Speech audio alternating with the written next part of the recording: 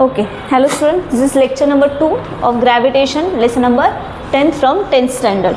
Okay, तर आपण gravitation lesson बघणार होतो. त्याच्यामध्ये आपण स्टार्टिंगला काय काय बघितलं फर्स्ट लेक्चरमध्ये, gravitation, what is gravitation, Kepler's law, centripetal force. Okay, all points we had covered in लास्ट lecture. So this is lecture number 2. In that lecture we are going to discuss about Newton's universal law of gravitation. Newton's universal law of gravitation, then your अर्थ gravitational force, earth gravitational acceleration and. ठीक आहे, एवढे आपण points बघणार आहे आणि छानपैकी आता सुरुवात करू आपण. Newton's universal law of gravitation काय असणार आहे आपला टॉपिक?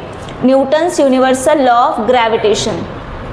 आता युनिव्हर्सल लॉवर हे करणार आहे, अप्लाय करणार आहे. न्यूटनने आपल्याला काय सांगितलं होतं फर्स्ट लेक्चरमध्ये? Your F force is equals to mass into acceleration according to second law. हां, Newton's second law of motion, त्याच्यानुसार फोर्स इज इक्वल्स टू काय आहे? Mass into acceleration. तुम्ही जसं फोर्स अप्लाय कराल तसं बॉडी काय होईल? मूव्ह होईल. ठीक आहे, मूव्ह होणं म्हणजेच काय? ॲक्सलरेट होणे. मूव्ह होणे म्हणजे ॲक्सलरेट होणे. Do you know acceleration? हां, if you don't know then I will explain you. Acceleration means is the rate of change of velocity, rate of change of velocity with respect to time. टाईमनुसार change होणारी velocity, त्यालाच काय म्हणणार आहे आपण? Acceleration. It's very important topic बेटा. ॲक्सलरेशनचा अर्थ तुम्हाला कळला पाहिजे. ॲक्सलरेशन म्हणजे वेळेनुसार चेंज होणारी स्पीड, वेळेनुसार चेंज होणारी speed. Instead of velocity I use here speed word. मी वेलोसिटीच्या ऐवजी स्पीड शब्द वापरला. त्याचं रिझन काय आहे? तुमची वेक्टर क्वांटिटी आणि स्केलर क्वांटिटी. आता एवढं अवघड तर तुम्हाला कळणार नाही. जर डायरेक्शन चेंज होत असेल तर त्याला स्पीड म्हणायचं.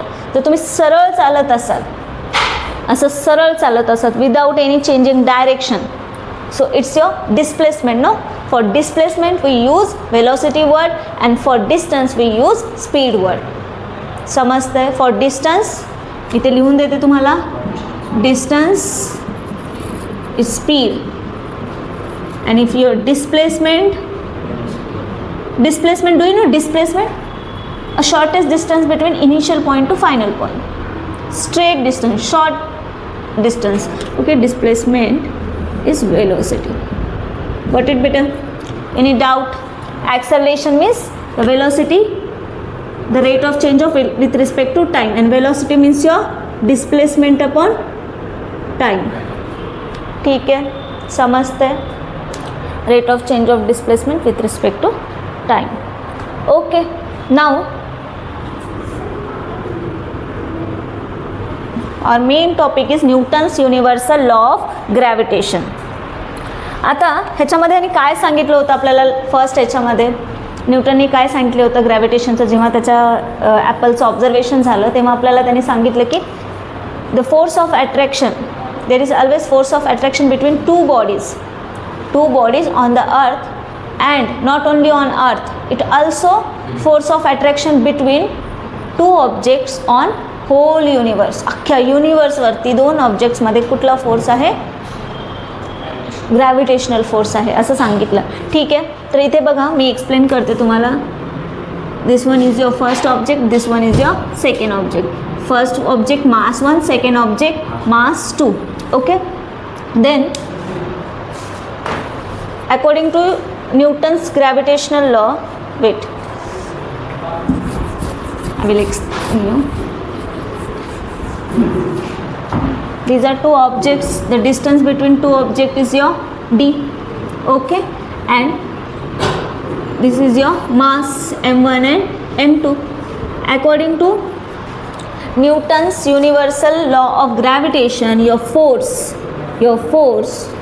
is directly proportional to product of their masses and inversely proportional to square of distance between them. Inversely proportional कुणाला आहे? त्यांच्या दोघांमध्ये असलेल्या डिस्टन्सला, स्क्वेअरच्या डिस्टन्सला. ह्याचा एक डिस्टन्स असेल आणि इथून एक डिस्टन्स असेल. मग काय होणार आहे? D into D, it's your D square. But it समजलं हे? सो जेव्हा आपण आता ह्याला सिम्प्लिफाय करणार आहे, डिरेक्टलीचं सिम्बॉल काढणार, इट्स इक्वल टू. सो हे रिमूव्ह केल्यामुळे आपल्याला काहीतरी इथे कॉन्स्टंट लिहायला लागेल. तर ही रोट capital G m1 into m2 upon d square. What is g? That capital G is your universal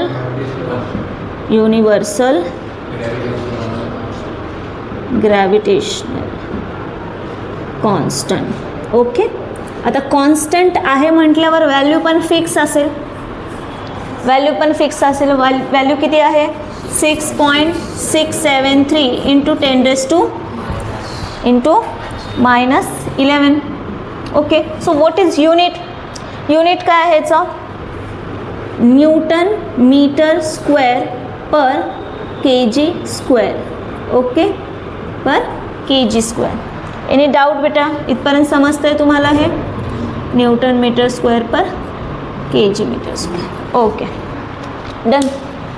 एवढं लक्षात ठेवलं तरी खूप सफिशियंट आहे. What is your Newton's universal law of gravitation? Newton's universal law of gravitation means it's a force is directly proportional to product of masses and inversely proportional to square of distance between them.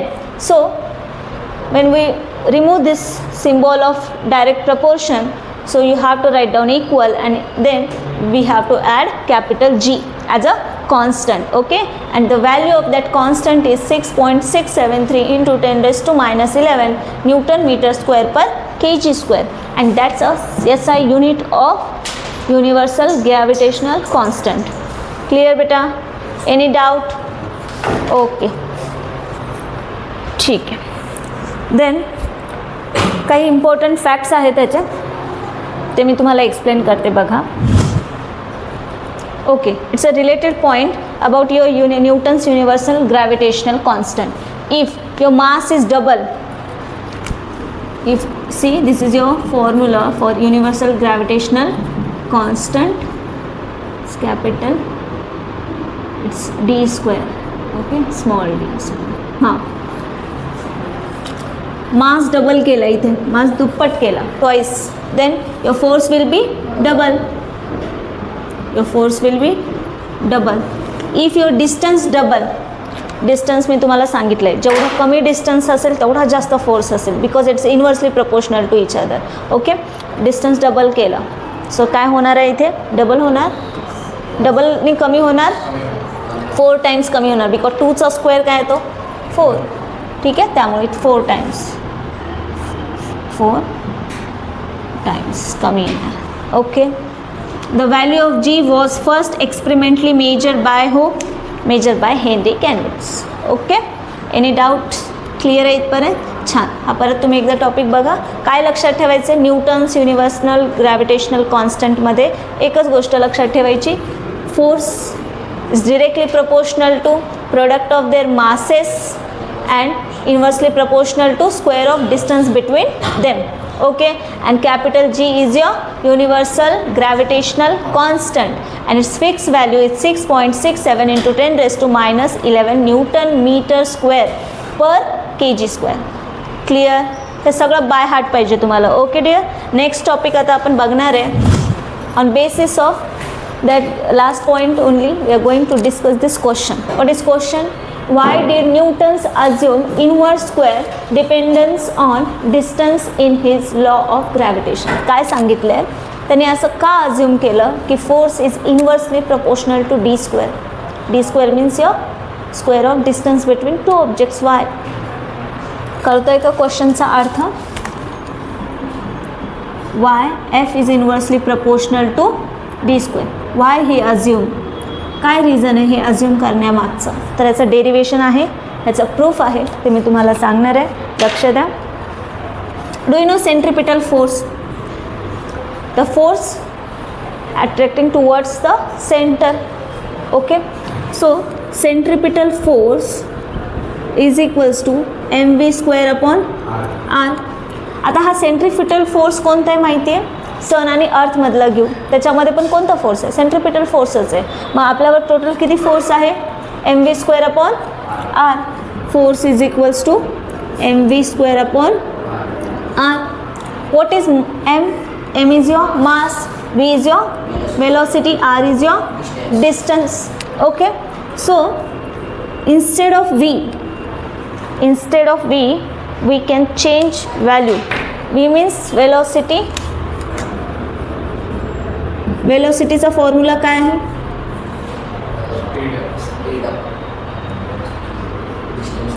Rate of change of acceleration बोललो तुम्ही. एक minute, आपण इथे distance घेऊ.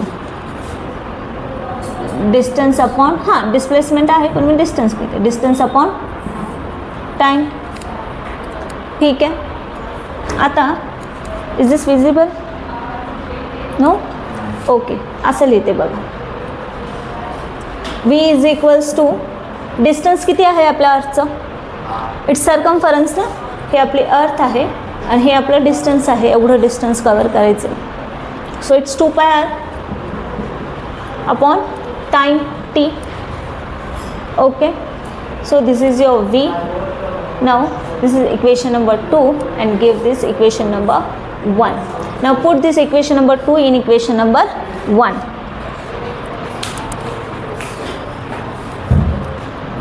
Okay, बघा इथे मी centripetal force is equal to mv² upon r घेतलंय. Centripetal force is nothing but the force between your sun and earth. So force is equal to mv² upon r. Is there any need to write centripetal force? No. Its force is equals to mv² upon r. Instead of v, what we can put? 2πr upon t. काय घेतलंय मी? 2πr upon t. 2πr कुठून आलाय? Distance. Distance means your whole distance of earth. हां, सर्कलचं आपलं circle शेपमध्ये घेतोय ना, consider करतोय. So it's 2πr. 2πr is the circumference of circle. So 2πr आणि this is your time t for time. Correct? इथपर्यंत कळले? खूप सोपं आहे. दिसायला फक्त कॉम्प्लिकेटेड आहे. दिसायलाच कॉम्प्लिकेटेड आहे, सोपं आहे. ठीक आहे. Now put this value in equation number 1. So f is equals to मी याच्या सगळ्या तुम्हाला सेपरेट नोट्स देणार आहे. त्यामुळं असं काही इकडे तिकडे लिहिलं असेल तर टेन्शन घेऊ नका, ते सेपरेट तुम्हाला भेटून जाईल. Okay, so f is equals to m into instead of v² it's 2πr upon t² t whole square. Clear? Upon r. Any doubt? इथपर्यंत काही डाऊट आहे? Okay. Now m 2² it's 4 π² r² upon t upon r. Clear? Okay, इथं टीचा square करायचा. Okay, now m 4 π² r² upon t² divided by r. No, division not possible, so convert in multiplication. It's m 4 pi r² upon t² into 1 upon r. Now r get cancel. समजतं? Okay, पुढे बघा. f is equals to m 4 π² r get cancel. No, so it's 1 r only remaining here and t². Okay, आता हा जो r आहे आणि हा t² आहे त्याला थोडं सेपरेट करते. चालेल? सेपरेट केल्याच्या नंतर हा फक्त r आहे आणि हा t² आहे. समजतंय? पण आपल्याला आपण बघितलंय Kepler according to Kepler's third law, त्यांनी केपलर्सच्या रिलेटेड पण हे केलेलं आहे ना, केपलर्सची हेल्प घेतलेली आहे. According to Kepler's third law t² upon r³ equals to your constant. t² upon t³ r³ it's your constant. So multiply and divide by r². Multiply and divide by r². Adjustment करतोय आपण थोडी इथे. Into r² r³ sorry इथे लिहिते मी असं म्हणजे तुम्हाला कळेल. t² into r². कळालं? हे मी ॲडजस्ट केलं आहे. Multiplying and divide by r². So f is equals to m 4 pi r³ upon t². माझी लिहिण्याची पद्धत बघा, मी कसं लिहिलं आहे. सेपरेट केलं आहे. r³ अँड t² सेपरेट केलं आहे. कळलं? We know that What we know that? Please tell me according to Kepler's third law. Do you know Kepler's third law? काय सांगते Kepler's third law? T square upon T square upon r cube is equals to k. Constant इथे आपलं उलट आहे, R cube upon T square आहे, आपण केचा 1/k घ्यायचा आहे. समजतंय? केचा काय घेणार आहे आपण? 1/k. So it's F is equals to 4m pi upon k 1/k into R square. Okay. Dear, now please tell me that 4m pi upon k, is this constant? Value constant असेल का? k already constant आहे. 4 change होणार आहे का? 4चं कधी 8 होणार आहे का? m mass of earth always constant. pi value of pi is also constant, means that whole term is your constant term. It means that f is equals to constant into 1 upon r square. समजतंय? Clear आहे? तर तुम्हाला नक्की समजतंय? Doubt असेल तर विचारू शकता. सो कॉन्स्टंट जेव्हा आपण डिरेक्टली प्रपोर्शनल, एक मिनिट दिसत नसेल इथे ड्रॉ करते. हे दिसतंय? Okay. So F is equals to, मी इथे लिहून देते, constant into 1 upon R square. So आता हा सिम्बॉल काढणार आहे आपण इक्वलचा आणि प्रपोर्शनलचं साईन टाकणार आहे. जेव्हा आपण प्रपोर्शनलचं साईन काढून इक्वलचं टाकतो तेव्हा कॉन्स्टंट ॲड करतो. आता इक्वल टू प्रपोर्शनल साईन टाकतोय म्हणून कॉन्स्टंट रिमूव्ह करायचा आणि काय लिहिणार? फक्त it's R square. Hence proved. समजलं कसं कसं प्रूव्ह झालं ते? नक्की? ठीक आहे. आपण बघणार आहे आता अर्थ ग्रॅव्हिटेशनल फोर्स. अर्थ ग्रॅव्हिटेशनल फोर्समध्ये आपल्याला काही क्वेश्चन्स विचारलेले आहेत. त्यांनी काय क्वेश्चन विचारलेत बघा. Will the velocity of stone thrown vertically upward remains constant और विल चेंज इट स्पीड. जर तुम्ही एखाद्या सोप्या ह्याच्यामध्ये एक्सप्लेन करते मी तुम्हाला. जर आपण बॉल फेकला वरती तर तो वरतीच राहणार आहे का त्याची वेलोसिटी चेंज होणार आहे, स्पीड चेंज होणार आहे? ठीक आहे, चेंज होणार आहे. बरं, आणि कशी चेंज होणार आहे ते पण विचारलं आहे. Second question, Y doesn't the stone move up all the time. वरच तुमचं मूव्ह का होत नाही, बॉल कंटिन्यू मूव्ह का करत नाही? ठीक आहे. तिसरा question, Y does it fall down after reaching a certain height. एका हाईटवर गेले की तेव्हा मात्र तो खाली येतो. ठीक आहे. Next question, what does it maximum height depends on. नेमकं कुठपर्यंत जाणार आणि कुठून खाली पडणार हे कसं ठरतं? एक सोपी गोष्ट आहे. एक बॉल घेतला किंवा मी तुम्हाला एक एक्झाम्पल दाखवते. हे कॅप आहे मार्करची, मी वर फेकणार आणि खाली आली. ठीक आहे. एक स्पेसिफिक डिस्टन्सपर्यंत जाऊन खाली पडली कॅप. Reason gravitational force. कारण की ह्याच्यावर मी जो मस्क्युलर फोर्स लावला होता माझा, त्या फोर्सपर्यंत त्यांनी त्याला वर मूव्ह केलं. फोर्स लावला म्हणजे ॲक्सलरेट केलं, लक्षात ठेवायचं. फोर्स एखाद्या ऑब्जेक्टला लावला म्हणजे काय होणार? तुमची बॉडी ॲक्सलरेट होणार. ठीक आहे. माझ्याकडून जो काही मी मस्क्युलर फोर्स लावला होता तिथपर्यंत समजा बॉल वरती गेला, त्याच्या स्पेसिफिक हाईटवर जाऊन तो खाली पडणार. समजतंय? इथून तो खाली पडला. रिझन, हे जे काही तुमची अर्थ आहे खाली, इथून ह्याच्यावर एक फोर्स अप्लाय झाला. तो कोणता force? Gravitational force. Earth gravitational force. Earth gravitational force किती आहे? F is equals to mass into acceleration. Mass into acceleration. जेवढी जास्त जड वस्तू असेल तेवढं जास्त तुमचा फोर्स अप्लाय होणार तिथे. समजतंय? दिस इज युअर अर्थ ग्रॅव्हिटेशनल फोर्स. सोपी गोष्ट आहे. का खाली पडते? Is only because of your gravitational force, earth gravitational force. समजतंय? पण एका स्पेसिफिक हाईटच्या वरती गेला तिथे मात्र तुमचा ग्रॅव्हिटेशनल फोर्स काय होतो? हळूहळू कमी होतो. तो कसा होतो बघा, पुढच्या पॉईंटमध्ये तुम्हाला मी एक्सप्लेन करते. Okay, now we are going to discuss earth gravitational acceleration बघणार आहे. ऍक्सलरेशन तुम्हाला छानपैकी कळालेलं आहे. It's rate of change of velocity with respect to time. तर एका बिल्डिंगच्या वरती तुम्ही बॉल टाकला, ठीक आहे, तिथून बॉल आता खाली येणार आहे, एका स्पेसिफिक हाईट नंतर खाली येणार आहे. जिथे बॉल आहे थांबलाय, जिथून आता खाली पडणार आहे तिथे त्याची वेलोसिटी काय आहे, 0 आहे. आता तिथून सुरुवात होणार आहे, इथून तुमच्या अर्थची ग्रॅव्हिटी त्याच्यावर अप्लाय होतीये, बरोबर. अर्थच्या ग्रॅव्हिटेशनल फोर्समुळे तो काय करतोय, बॉल खाली खेचला चाललाय ना, खाली येतोय, मोशन मध्ये येतोय, म्हणजे ऍक्सलरेटच होतोय.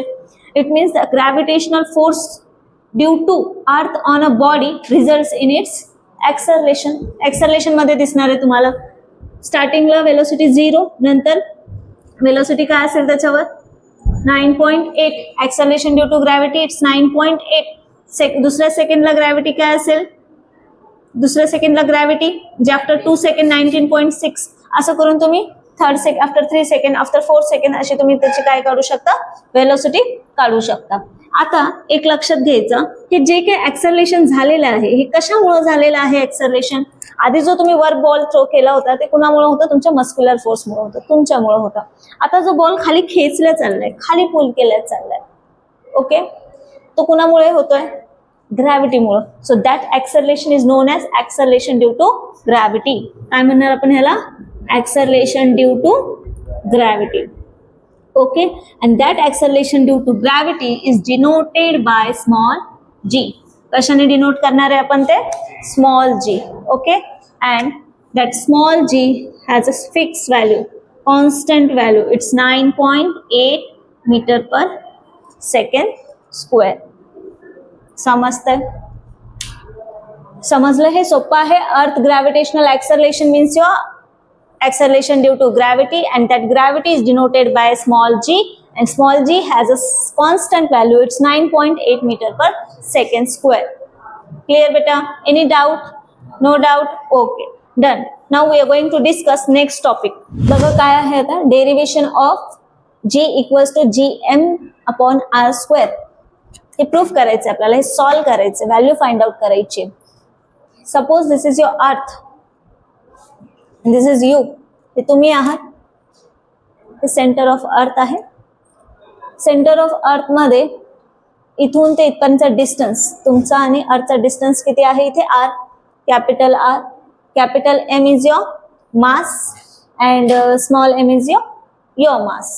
ओके, तर तुम्हाला माहिती आहे, काय माहिती आहे, according to Newton's universal gravitational constant F is equals to capital G into m1 into m2 upon r square किंवा d स्क्वेअर, तुम्हाला जे कन्सिडर करायचं आहे ते. नंतर हा आपला युनिव्हर्सल ग्रॅव्हिटेशनल कॉन्स्टंट नुसार आहे, gravitational constant, Newton's universal gravitational constant. आता इन्स्टेड ऑफ m1 m2 आणि r स्मॉल r ह्याच्याऐवजी व्हॅल्यू चेंज करू मी थोडं आपल्या फिगरनुसार. Capital G, capital M, small m upon r square. Satisfy? Clear? This is equation number 1. Equation number 1 consider करू. थोडं लक्ष द्या आता. According to Newton's second law, F is equals to mass into acceleration. But आता आपण acceleration कोणाबद्दल बोलतोय, अर्थच्या gravitational बद्दल बोलतोय. So can I put instead of its g, mg घेऊ शकते मी, बरोबर. So F is equals to mg, equation number 2. Now please tell me, if your LHS same, then automatically their RHS will be same. So from 1 and 2, from 1 and 2, capital G m upon r square equals to mg. Clear आहे? Any doubt? आता ह्याच्यामध्ये small m get cancel, mass of earth get cancel. काय येणार आहे इथे, capital G m upon r square equals to g. झालं, we get value of small g is equals to g m upon r square. Clear students? Any doubt? आता इथे काय होतंय नेमकं माहितीये तुम्हाला? हे कॉन्स्टंट काढते मी. Your acceleration due to gravity is inversely proportional to distance and directly proportional to mass of object. समजतंय? सोपं आहे. Any doubt? झालं. ठीक आहे.